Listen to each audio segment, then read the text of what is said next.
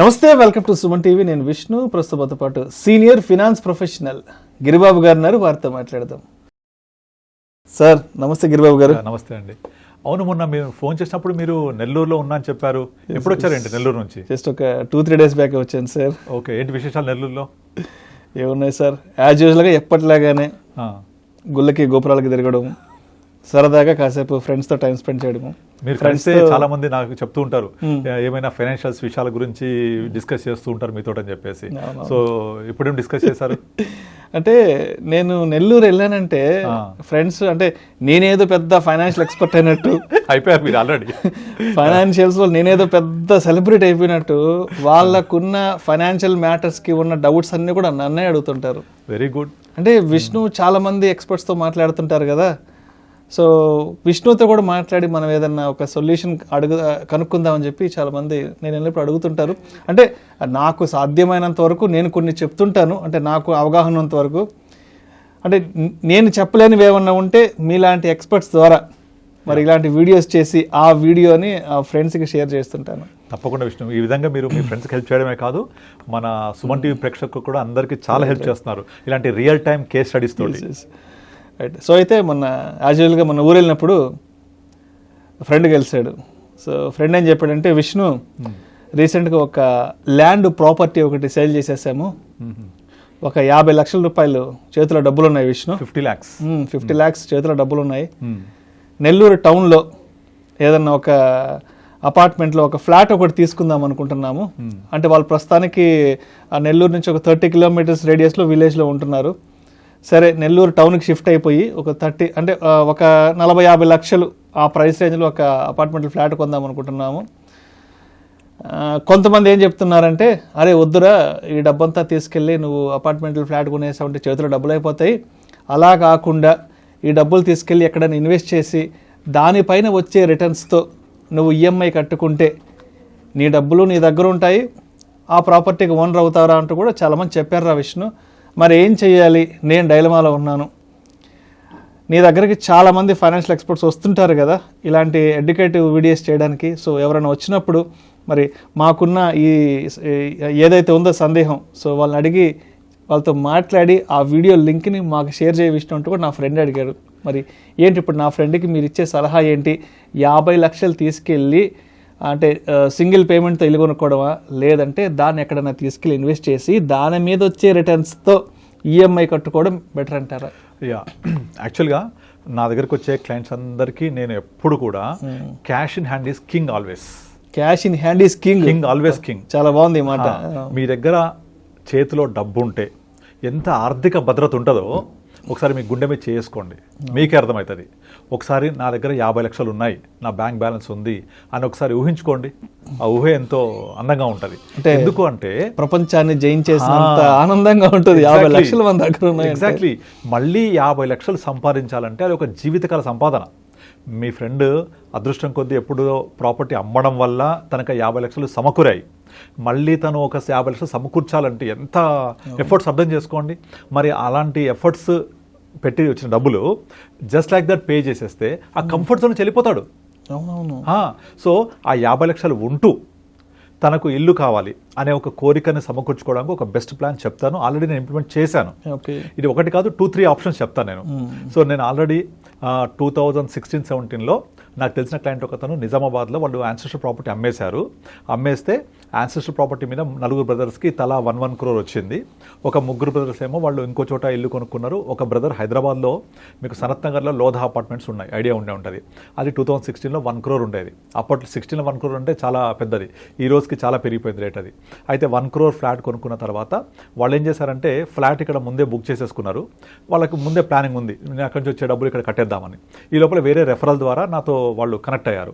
Connect అయితే నేను చెప్పాను, ఆగండి, మీ డబ్బులు కట్టొద్దు అంటే ఎగ్జాక్ట్లీ మీ ఫ్రెండ్ యొక్క సిచ్యువేషన్ అది. మీ ఫ్రెండ్ దగ్గర 50 లక్షలు, వీళ్ళ దగ్గర 1 crore రూపీస్.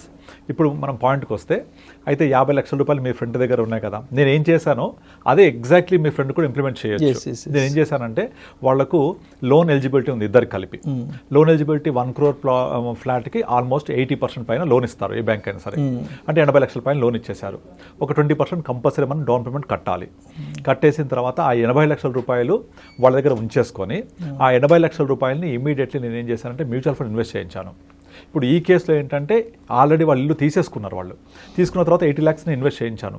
ఇన్వెస్ట్ చేసేస్తే వాళ్ళు తీసుకున్న 80 లక్షలకు గాను ఈఎంఐ వచ్చేసి 20 years పెట్టించాను. 20 years పెట్టించడం వల్ల అరౌండ్ 60-65 వేలు వచ్చింది ఈఎంఐ. ఈ 80 లక్షల రూపాయలు తీసుకెళ్ళి నేను 2016లో అప్పట్లో డివిడెండ్ ఫండ్స్ అని ఉండేవి. ఆ డివిడెండ్ ఫండ్స్ దగ్గర మోర్ దెన్ 10% డివిడెండ్ పే చేసేవాళ్ళు. ఈ రోజున డివిడెండ్స్ అనేది ట్యాక్సిబుల్ కాబట్టి వాళ్ళ సిస్టమ్ మార్చాము. బట్ 16లో డివిడెండ్ ఫండ్లో ఇన్వెస్ట్ చేయించి ఆ రోజు అందరు దాదాపుగా హెచ్డిఎఫ్సి బ్యాలెన్స్ అడ్వాంటేజ్ ఫండ్, తర్వాత కెనరా బ్యాలెన్స్ అడ్వాంటేజ్ ఫండ్, తర్వాత ఎడెల్వెస్ట్ బ్యాఫ్, ఇవన్నీ కూడా ఆల్మోస్ట్ 10-11% ఇచ్చేవి. కనుక 80 లక్షల మీద 70,000 రూపాయలు మంత్లీ ఇన్కమ్ వచ్చేది అతనికి డివిడెండ్ రూపంలో. ఆ 70,000 తీసుకెళ్ళి వాళ్ళు ఇమీడియట్లీ ఈఎంఐ కట్టేవాళ్ళు నెక్స్ట్ మంత్, ఎవ్రీ మంత్. ఆ 70,000 రూపాయలు పోగా 10,000 మిగిలేటివి ఇంకా. అయితే ఆ 80 లక్షల రూపాయలు నేను రీసెంట్గా చూస్తే 1,40,40,00,000 రూపాయల వాల్యూ ఉంది. ఓకే, వాల్యూ ఉంది. ఎప్పటి వరకు? మన ఈ రోజు వరకు. దాన్ని ఏం చేశామంటే 2018లో మన government dividend distribution tax DDT వేసేసింది. అంటే డివిడెంట్ వచ్చేది ట్యాక్సబుల్ అని. అందుకే 2018లో ఏం చేశామంటే 80 lakhs అప్పటికే 1 crore దాటిపోయింది. 1 crore దాటిపోతే నేను ఇమీడియట్లీ SWPగా మార్చేశాను. మార్చేసి దాన్ని 8% SWP పెట్టేశాను. అంటే అప్పటికి 1 crore అయింది కదా, 1 crore మీద 8% ఎంత?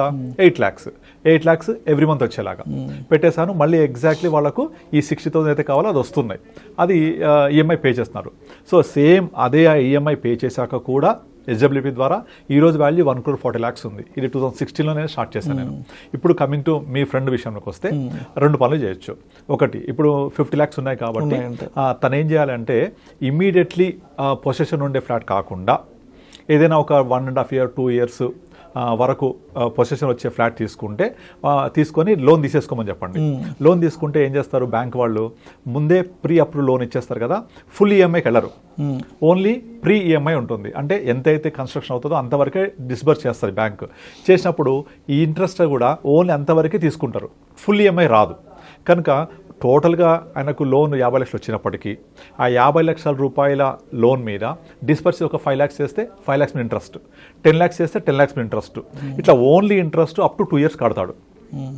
ఓకే, జాగ్రత్త వినండి. అప్ టు 2 years కడుతూ ఉంటాడు ఇట్లా లోన్ మీద. ఓన్లీ ప్రీఎం ఎంత ఉంటుంది? few thousands, మేబీ 10-20,000 ఉంటుంది. If you could able to effort, very good.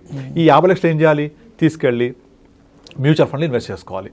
Invest చేసుకుంటే ఎగ్జాక్ట్లీ 2 years తర్వాత మినిమం ఒక 12% వేసుకున్నా, 50 lakhs మీద 12% అంటే సంవత్సరానికి 6 లక్షలు, 2 yearsకి 12 lakhs. అంటే మీ కార్పస్ 62 lakhs అవుతుంది. 50 lakhs కార్పస్ ప్లస్ 12 lakhs ఏమో వచ్చిన గ్రోత్ 62 అయింది కదా.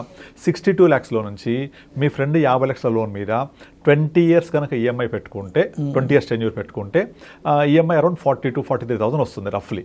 ఇక్కడ మన 62 లక్షలనే కదా, 62 లక్షల్లోంచి మళ్ళీ 8% ఎవ్రీ మంత్ 8% తీసుకుంటే 60 lakhs మీద 8% 4.8 lakh divided by 12%, 12 months. 12 months తీసుకుంటే ఎగ్జాక్ట్లీ తనకు ఎంతైతే ఈఎంఐ కావాలో 43,000, ఇక్కడ నుంచి 43,000 ఎవ్రీ మంత్ విత్డ్రా చేసుకుంటూ పోతే 8% SWPలో ఈఎంఐ కట్టుకుంటూ వెళ్తే 20 years తర్వాత ఈ ఫ్లాట్ వాల్యూ ఎంత ఉంటుందో దేవుడు ఎరుగు. కానీ ఈ 50 లక్షలు మాత్రం హీనపక్షంలో ఒక 3-4 కోట్లు ఉంటుంది. ఏది? తనకి ఎవ్రీ మంత్ 8% పే చేసిన తర్వాత కూడా మినిమం ఒక 2-3 కోట్ల ఖచ్చితంగా ఉంటుంది. ఎందుకంటే మనం 8% తీసేసుకుంటే ఇంకొక 4-5% పెరుగుతుంది. 20 yearsలో 4-5% పెరిగితే హీనపక్షంలో ఒక 2 కోట్లనే అవుతుంది.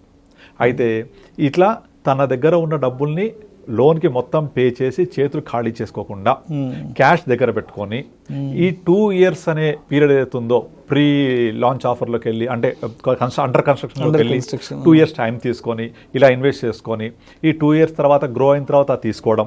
ఈ 2 years పాటు ఈఎంఐ కట్టాలి కదా, అది ఫుల్ ఈఎంఐ ఉండదు కాబట్టి he could able to effort. అలా ఒక 2 years ఒక్కటే కొంచెం అది ప్రీ ఈఎంఐ కట్టేటప్పుడు ఓన్లీ ఇంట్రెస్ట్ ఉంటుంది కాబట్టి few thousands ఉంటుంది. ఎఫర్ట్ చేయగలగాలి అతను అదొక్కటి. ఆ 2 years కష్టపడితే రిమైనింగ్ ఈఎంఐ జీవితాంతం ఇదే కట్టేస్తుంది. ఓకే, ఇదొక ఆప్షన్. లేదా సపోజ్ నాకు ఆల్రెడీ రెడీగా ఉంది ఇప్పుడు ఫ్లాట్, నేను తీసుకొని వెళ్ళిపోవాలి, 50 లక్షలు వాళ్ళకు కట్టాలంటే మీరు ఫుల్ లోన్కి వెళ్ళిపోతారు. అప్పుడు ఫుల్ లోన్కి వెళ్తే మళ్ళీ 20 years పెట్టుకోండి. అప్పుడు ఎంత ఉంటుంది ఈఎంఐ? సేమ్ 43,000 ఉంటుంది ఫుల్ ఈఎంఐ. అప్పుడు ఏం చేయాలి? ఈ 50 లక్షల మీద ఇన్వెస్ట్ చేసి ఒక్క 1 year మాత్రం ఆయన జేబులోంచి కట్టుకోవాలి 43,000 ఎవ్రీ మంత్. కట్టుకొని 1 month వెయిట్ చేయమనండి. 1 month తర్వాత అట్లీస్ట్ ఒక 12% వేసుకున్న 50 lakhs మీద 6 lakhs పెరుగుద్దా?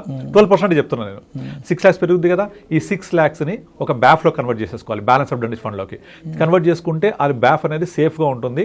అందులో నుంచి మీకు కావాల్సిన 43,000 రూపీస్ ఈఎంఐ విత్డ్రా చేసుకుంటూ పోతే ఎగ్జాక్ట్లీ 43,000 అంటే మళ్ళీ అరౌండ్ 5.56 lakhs అంటే మళ్ళీ అగైన్ 8%కే వస్తుంది 56 lakhs మీద.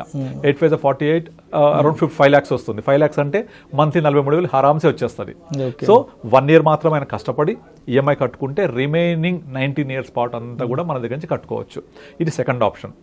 థర్డ్ ఆప్షన్ ఏంటంటే ఇక్కడ మనము ఈ ప్లాన్ అంతా చెప్పామనుకోండి, ఇంట్లో ఆడవాళ్ళు ఏమంటారు, అమ్మ నాన్న ఏమంటారు, అరే మార్కెట్లో పెడతానంటున్నావు, అక్కడ తీస్తానంటున్నావు, మార్కెట్ పడిపోతే ఎట్లా, యుద్ధం వస్తుంది అంటున్నారు, ఇంకోటి అంటున్నారు, పడిపోతాయి, అది 6% 12% ఇస్తుందా ఇవ్వదా, నీకు ఎందుకు వచ్చిన గొడవ, లోన్ కట్టేస్తే ఓ పని అయిపోద్ది అనుకుంటారు.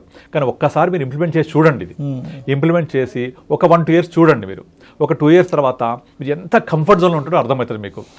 మీ దగ్గర 50 లక్షల మీ క్యాష్ మ్యూచువల్ ఫండ్ రూపంలో ఉంటుంది, ఇది పెరుగుతూ ఉంటుంది. మీరు ఈ ప్లాన్లో ఒక 1 year వెయిట్ చేసి, నేను సెకండ్ ప్లాన్ చెప్తున్నాను, 1 year వెయిట్ చేసి ఆ 1 yearలో జనరేట్ అయిన 6 lakhs ఏదైతే ఉందో 12% చొప్పున దాన్ని కడుతూ పోతూ మీ కార్పస్ ఏదో చూడండి ఒకసారి. మీకు ఏ టైంలో మీకు ఇబ్బంది అనిపించి ఇది జరగదు, నేను చెప్పేదంతా తప్పు, మార్కెట్ పడిపోతే మొత్తం పడిపోతుంది అనే ఫీలింగ్ ఉంటే అప్పుడు మీరు కావాలనుకుంటే దీంట్లోంచి కొంచెం మార్కెట్ పీరియడ్ తీసి మొత్తం మీ లోన్ క్లియర్ చేసుకోండి. క్లియర్ చేసుకునే ఆప్షన్ కూడా ఉంటుంది. ఇక్కడ లాక్ అవ్వదుగా ఇది. అంటే మీకు అపనమ్మకం ఉండి నా ప్రయాణం సరిగా జరగట్లేదు, నేను చెప్పింది జరగదు అని అనిపిస్తే ఏ క్షణమైనా విత్డ్రా చేసి మీరు కట్టేసుకోవచ్చు. అలా కట్టేసుకొని లోన్ క్లియర్ చేయొచ్చు. లేదు నాకు ఇది కన్విక్షన్ ఉంది, ఇది కనుక 20 years ఉంచుకుంటే నాకు తప్పకుండా 20 years తర్వాత నా కార్పస్ ఏమో ఒక 2.5 crores అయిపోద్ది, నా ఈఎంఐ క్లియర్ అయిపోద్ది అని మీకు నమ్మకం ఏర్పడితే డెఫినెట్లీ జరిగి తీరుద్ది. ఇది డెఫినెట్లీ అంటే పక్కా. ఎందుకంటే మీరు చేసే ఇన్వెస్ట్మెంట్ మ్యూచువల్ ఫండ్స్లో ఇప్పుడు జనరేషన్ టుగెదర్ మన ఇన్వెస్ట్మెంట్ హ్యాబిట్స్ మారిపోతూ ఉంటాయి, లైఫ్ హ్యాబిట్స్ మారిపోతూ ఉంటాయి, స్పెండింగ్ హ్యాబిట్స్ మారిపోతూ ఉంటాయి. అలాగే ఇన్వెస్ట్మెంట్ హ్యాబిట్స్ కూడా మార్చుకోవాలి మనం ఆ ప్రకారంగా. నెక్స్ట్ అంతా కూడా market dynamics, GDP, growth rate, economy ఇవే రిలేటెడ్ ఉంటాయి అంతా కూడా. ట్రెడిషనల్ ఇన్వెస్ట్మెంట్స్ జమానా అయిపోయింది. సో ఈ ఏరియాలో మనం ఇన్వెస్ట్ చేస్తున్నప్పుడు డెఫినెట్గా మనం అంతా 12% చొప్పున చెప్తున్నాను మీకు నేను. ఆ 12% చొప్పున వస్తే కూడా మీ ఈఎంఐ కట్టడానికి సరిపడా డబ్బులు ఉంటాయి, మీ కార్పస్ పెరుగుద్ది. కనుక మీ ఫ్రెండ్కి నిజంగా మీరు కనుక ఇంప్లిమెంట్ చేయించగలిగితే తనకు మీరు ఇచ్చే అతిపెద్ద బహుమానం అది. లిటరల్లీ మిమ్మల్ని దేవుళ్ళగా చూస్తాడు. ఎందుకంటే అనమాట ఇప్పుడు నేను ఏదైతే లోదా అపార్ట్మెంట్ చెప్పానో వాళ్ళు జైన్స్ అనమాట, వాళ్ళు నాకు కాల్ చేస్తే they literally treat me like A more than a God. ఎందుకంటే ఈ రోజు వాళ్ళ దగ్గర పోర్ట్ఫోలియో మినిమం 1.5 1.6 crore ఉంది. ఏది ఆఫ్టర్ 6-7 years ఇక్కడ నుంచి కాంపౌండింగ్ పెరుగుతూ ఉంటారు మళ్ళీ. ఓకే, అయితే వాళ్ళకి 2 అబ్బాయిలు, 2 అబ్బాయిలకు కావాల్సిన హైయర్ ఎడ్యుకేషన్ డబ్బులు ఇవన్నీ వాళ్ళ దగ్గర ముందే ఉన్నాయి. ప్లస్ ఆల్రెడీ ఎస్ఐపి కూడా చేయగలుగుతున్నారు వాళ్ళు, ఎందుకంటే ఈఎంఐ బడ్డం లేదుగా. సో అలా చేస్తూ వాళ్ళ యొక్క రిటైర్మెంట్ ప్లానింగ్ కూడా కంప్లీట్ అయిపోయింది. వాళ్ళు ఇంకొక 10 years రిటైర్ అయిపోతారు. అప్పటికి లోన్ క్లియర్ అయింది. ఇప్పుడున్న 1.6 crore అప్పుడు హీన పక్షంలో ఒక 3 crores అయినా కూడా ఆ 3 crores నుంచి వాళ్ళకి ఎవ్రీ మంత్ వాళ్ళకు మంత్లీ ఈఎంఐ లాగా తీసుకోవచ్చు, ఎస్డబ్ల్యూగా తీసుకోవచ్చు. వాళ్ళు చేసే ఎస్ఐపి వాళ్ళ పిల్లలకు పనిచేస్తుంది. అంటే ఒక సరి అయిన ప్లాన్ వాళ్ళ యొక్క లైఫ్కి మొత్తం పర్ఫెక్ట్గా సెట్ అయిపోయింది. అటు రిటైర్మెంట్ ప్లానింగ్ అయిపోయింది, ఈఎంఐ కూడా పే చేయగలుగుతున్నారు, ప్లస్ ఉన్న డబ్బుల్లోంచి కొంచెం ఎస్ఐపి చేసి పిల్లల ఎడ్యుకేషన్ ప్లాన్ కూడా చేయగలుగుతున్నారు. ఇలా కాకుండా ఇప్పుడు మీ ఫ్రెండ్ కనుక 50 లక్షలు మొత్తం కట్టేసిన, వీళ్ళు ఒక 1 crore మొత్తం కట్టేసిన, ఎలా ఉంటుంది అర్థం చేసుకోండి. మళ్ళీ డబ్బులు జమ చేయగలుగుతారా? అసలు 1 కోటి రూపాయలు మనం మళ్ళీ జమ చేయగలమా? చేతిలో ఉన్న క్యాష్ రిజర్వ్ అంతా ఖాళీ అయిపోతుంది, వేరే అవసరాలకు ఇంకా డబ్బు ఉండదు. మీ ఫ్రెండ్ 50 లక్షలు మళ్ళీ జమ చేయగలుగుతాడా? జీవితాంతం చేసినా కష్టమైపోతుంది. అందుకే క్యాష్ ఇస్ కింగ్ అన్నా నేను. ఆ కింగ్ లాంటి క్యాష్ని మన అకౌంట్లో ఉంచుకుంటే హ్యాపీగా నిద్రపోవచ్చు. ఎందుకంటే అల్టిమేట్గా మీరు ఏ పని చేసినా హ్యాపీ నిద్రపోగలగాలి. నిద్రపోవాలంటే ఏంటి? ఆర్థిక సమస్యలు ఉండకూడదు, ఆర్థిక భద్రత ఉండాలి. ఆర్థిక భద్రత కోసం, ఆర్థిక సమస్యలు లేకుండా ఉండడం కోసం మీ దగ్గర క్యాష్ పుష్కలంగా ఉంటే హ్యాపీగా మీరు ప్రపంచాన్ని జయించినంత ఆనందంగా నిద్రపోవచ్చు. సో దానికోసం ఈ ఇన్వెస్ట్మెంట్ ఇన్ మ్యూచువల్ ఫండ్. అయితే ఇక్కడ ఒక పాయింట్ చెప్తాను. ఈ మొత్తం పథకంలో క్రక్స్ ఏంటంటే సరి అయిన మ్యూచువల్ ఫండ్లో పెట్టడం. ఆ సరైన మ్యూచువల్ ఫండ్ పెట్టకపోతే ఇప్పుడు నేను చెప్పాను ఇంతకుముందు వాళ్ళ వైఫ్ కనుక చెప్తే వైఫ్ ఒప్పుకోదు అని ఎప్పుడు జరుగుద్ది తను కనుక గ్రీడ్ తోటి ఓన్లీ స్మాల్ క్యాప్ లో పెట్టుకుంటేనో లేకపోతే ఎవరో చెప్పారని ఏదో ఫండ్ లో పెట్టుకుంటే డెఫినెట్లీ ఇబ్బంది పడాల్సి వస్తుంది. అలా కాకుండా ప్రాపర్ అసెట్ అలొకేషన్ తోటి ప్రాపర్ ఫైనాన్షియల్ ప్లానింగ్ చేసుకుంటూ ప్రాపర్ ఫండ్స్ ఇన్వెస్ట్ చేసుకుంటే డెఫినెట్ జరుగుద్ది. నేను చేశాను ఆల్రెడీ. ఒక ప్రాపర్ అడ్వైజర్ తప్పనిసరిగా ఉండాలి. ఎగ్జాక్ట్లీ. అంటే ఒక పథకం తెలుసుకోవడమే కాదు, ప్రాపర్ ఇంప్లిమెంటేషన్ ఇంపార్టెంట్. ఇప్పుడు మనకు గూగుల్లో సమాచారం దొరుకుద్ది, ఆ సమాచారాన్ని మనం అడ్వైజ్ అనుకోవద్దు. ఆ సమాచారాన్ని తీసుకొని ప్రాపర్గా ఇంప్లిమెంట్ చేయగలిగితే అప్పుడు మీ ప్రాసెస్ అంతా కూడా నేను చెప్పినట్టుగా ఆ ఆర్థిక భద్రత, ఆర్థిక స్వేచ్ఛ, cash in king, cash in hand ఇవన్నీ జరుగుతాయి. ఎక్కడ మిస్టేక్ చేసినా సరే నేను ఈ పలానా ఫండ్లు తప్పు చేశానని చేస్తే డెఫినెట్లీ బూమరంగ్ అయిపోతుంది అది. సో మీ ఫ్రెండ్ గట్టిగా చెప్పండి, ప్రాపర్గా ప్లాన్ చేసుకుంటే ఇంతకు మించిన మంచి పథకమే లేదు. Okay, but very good questions వచ్చారు. థ్యాంక్ యూ అండి. డెఫినెట్గా ఇప్పుడు మీరు ఏదైతే చెప్పారో ఈ సజెషన్స్ అంతా కూడా ఈ వీడియో రెడీ అయినాక మా ఫ్రెండ్కి తప్పకుండా ఈ వీడియో లింక్ షేర్ చేస్తాను. ఈ వీడియోని కంప్లీట్గా వినమంటాను. సో దాని తర్వాత అతని ఆలోచన ఏంటనేది తను ఇంప్లిమెంట్ చేసుకుంటాడు. ఎస్ అండి. Right. Thank you sir. Thank you so much Giribabu గారు.